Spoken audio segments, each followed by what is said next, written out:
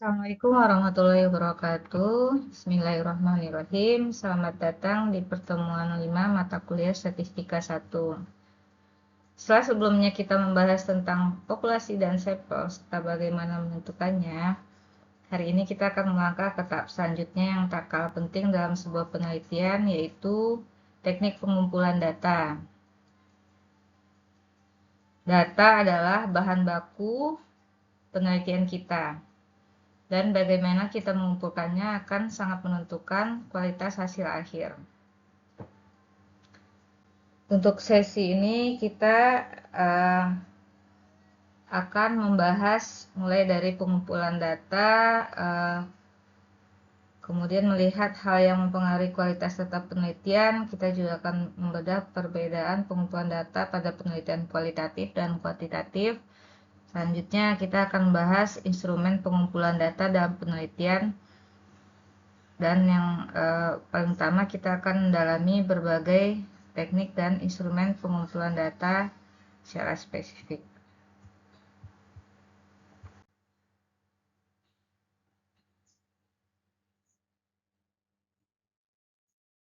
Oke, pengumpulan data itu adalah secara sederhana, pengumpulan data adalah prosedur kegiatan yang dilakukan analis atau peneliti bagaimana mengumpulkan data pada objek yang diamati untuk mengungkap berbagai fakta atau fenomena sesuai lingkup yang sedang diteliti. Nah, ini adalah jembatan antara masalah penelitian kita dengan data yang akan menjawabnya. Proses ini sangat krusial karena ada beberapa faktor yang dapat mempengaruhi pengumpulan data, yaitu yang pertama biaya. Ya, jika biayanya kecil, tentunya sumber daya terbatas ya untuk melaksanakan penelitian tersebut gitu. Semakin ideal atau semakin besar suatu penelitian tentunya akan membutuhkan biaya yang sangat besar. Jika biayanya memadai, maka pengumpulan data dapat dilaksanakan secara berkualitas gitu, optimal. Kemudian waktu, makin lapang waktunya, makin panjang waktunya, maka akan sangat bagus hasil dari pengumpulan datanya. Kemudian SDM, makin berkualitas dan makin banyak SDM-nya, ini akan optimal pengumpulan datanya. Seperti itu. Jadi ada 3 yang mempengaruhi pengumpulan data ini.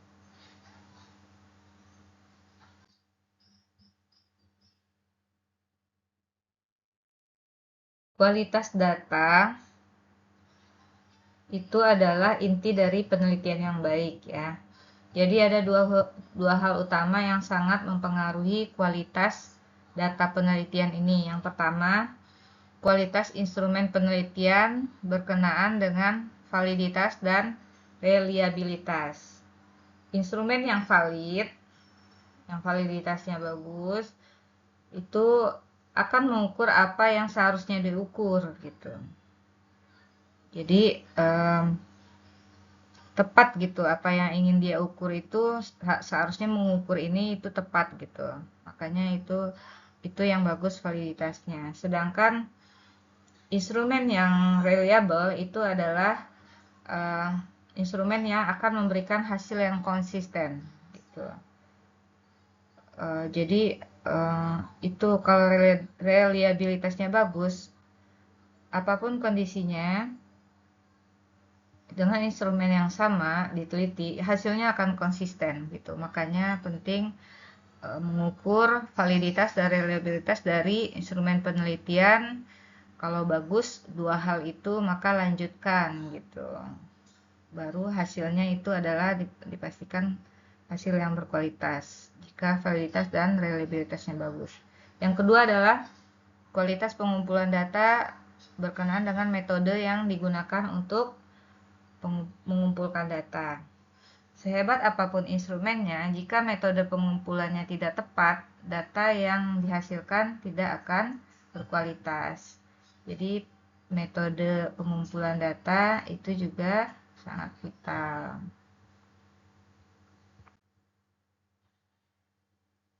Ya, ini tadi pengertian pengumpulan data, prosedur kegiatan yang dilakukan analis atau peneliti, bagaimana mengumpulkan data pada objek yang diamati untuk mengungkap berbagai fakta maupun fenomena sesuai lingkup yang sedang diteliti. Nah, dalam penelitian bisnis, ada dua jenis penelitian, yaitu penelitian kualitatif dan penelitian kuantitatif. Nah, ini dua jenis ini berbeda. Mari kita uraikan perbedaan antara keduanya ya. Pada penelitian kualitatif, ya datanya itu perlu interpretasi karena sifatnya naratif ya, berupa narasi gitu dan mendalam gitu. Karena dia bukan angka-angka gitu. Biasanya penelitian dilakukan pada area baru atau fenomena yang belum banyak dieksplorasi. Pertanyaan penelitiannya yang umumnya diajukan yaitu apa, bagaimana, kapan, di mana gitu. Teknik pengumpulan datanya seringkali melibatkan observasi langsung atau kuesioner yang fleksibel gitu, atau wawancara. Nah, sedangkan penelitian kuantitatif itu perlu menganalisis dan mengolah data numerik dalam jumlah besar. Penelitian kuantitatif ini biasanya tujuannya adalah memverifikasi hipotesis atau menguji teori yang sudah ada. Kemudian seringkali penelitian ini dilakukan dengan kuesioner yang terstruktur. Ya, pengumpulan datanya korelasi dengan eksperimen, itu menggunakan kuesioner ya. Kemudian pengujian hipotesis atau teori yang sudah ada.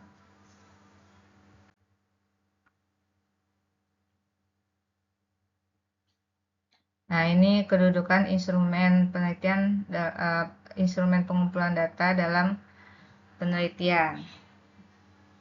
Ketika problem penelitiannya sudah diidentifikasi, kemudian dirumuskan tujuan penelitian dan dirumuskan hipotesis, lalu dikumpulkan data, dibutuhkan data, kemudian dibuatlah instrumen dari pengumpulan data ini. Nah, ini dia teknik dan instrumen pengumpulan data. Nah, jenis tekniknya umumnya ada 5, yaitu wawancara. Teknik pengumpulan data ada 5 ya, secara umum ada 5, yaitu wawancara, observasi, kuesioner, dokumentasi, dan tes. Wawancara ini instrumennya yaitu berupa pedoman prosedur wawancara. Wawancara memungkinkan kita mendapatkan data yang mendalam dan langsung dari responden atau informan. Kemudian yang kedua, observasi, pengamatan langsung terhadap perilaku atau fenomena. Instrumennya yaitu lembar pengamatan sama prosedur pengamatan. Yang ketiga adalah kuesioner, daftar pertanyaan tertulis yang dijawab oleh responden. Instrumennya berupa angket atau kuesioner dan skala sikap. Skala ya, setuju, tidak setuju, cukup, sangat setuju gitu. Kemudian yang keempat, dokumentasi. Teknik ini melibatkan pengumpulan data dari dokumen-dokumen atau arsip yang sudah ada. Instrumennya dapat berupa tabel, gambar, catatan, dan benda tertulis lainnya. Yang kelima, tes. Tes digunakan untuk mengukur kemampuan atau pengetahuan individu. Instrumennya adalah soal tes. Berikut nih contoh-contohnya, contoh lembar observasi seperti ini. Misalkan ini observasi di kelas ya, di kegiatan pembelajaran oleh guru terhadap murid, terhadap siswa. Apa aja yang ingin diobservasi itu sudah ada lembar observasinya. Jadi ketika di lapangan tinggal checklist ya dan tidak sama keterangan gitu ya. Jadi tidak sekedar datang, lihat-lihat gitu, tapi sudah siap dengan lembar observasinya. Kemudian wawancara. Wawancara itu ada dua, wawancara terstruktur atau tertutup. Wawancara ini menggunakan pertanyaan-pertanyaan yang sama untuk semua responden. Pertanyaan-pertanyaan tersebut telah disusun sebelumnya dan tidak dapat diubah-ubah saat wawancara berlangsung. Jenis yang kedua, wawancara tidak terstruktur atau terbuka. Wawancara yang tidak menggunakan pertanyaan-pertanyaan yang sama untuk semua responden. Pertanyaannya dapat berubah-ubah sesuai dengan apa yang diinginkan oleh responden. Dengan demikian, wawancara tidak terstruktur memungkinkan peneliti untuk mengumpulkan data yang lebih akurat karena dapat menyesuaikan pertanyaan sesuai dengan apa yang sebenarnya diinginkan oleh responden. Jadi pertanyaannya fleksibel, mengikuti alur wawancara dengan responden. Jadi bisa bertambah pertanyaannya ketika di lapangan sesuai dengan penjelasan-penjelasan dari responden atau informan gitu. Jadi dapat diperdalam lagi ketika di lapangan. Itu wawancara tidak terstruktur. Nah, ini contoh dari angket atau kuesioner. Ini skala sikapnya, sangat tidak setuju, netral, setuju, sangat setuju, seperti itu. Ini berupa pernyataan ya. Nanti kuesioner ini yang akan dihitung menggunakan statistika inferensial. Sekian materi untuk teknik pengumpulan data. Sampai jumpa di pertemuan ke-6.